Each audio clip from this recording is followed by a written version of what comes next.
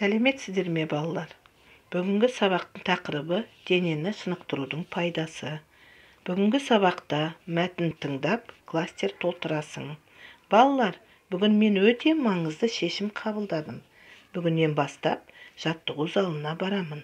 Кім маған қосылады? Кәне, менімен бірге жаттығуды бастайық. Жаттығу қимылдарын өлеңнің ырғағымен жаса.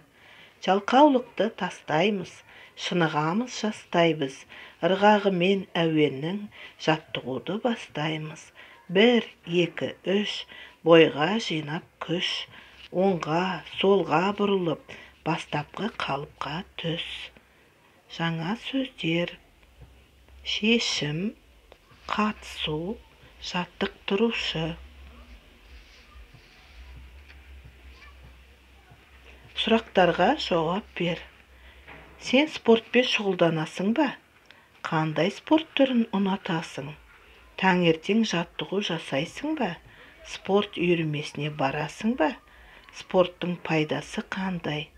Балалар, спортпен шұғылданатын адам мықты, көңілді, батыл, әдемі болады. Ал спортпен шұғылданбайтын адам әлсіз, күшсіз болады. Тыңдайық. Әңгімені тыңда. Бірінші сабақ. Дене шынықтырудың пайдасы. 6-шы тапсырма. Әңгімені тыңда. Сұрақтарға жауап бер.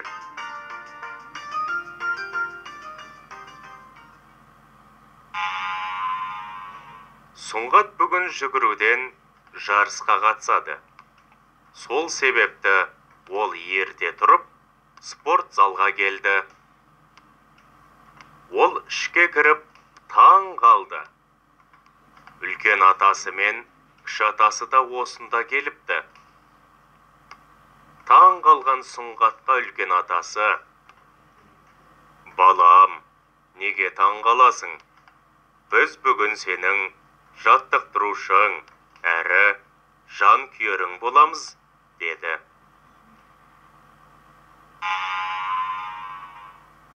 Сұрақтарға жауап бер. Сұңғат неліктен ерте тұрды? Сұңғат ертемен қайда келді?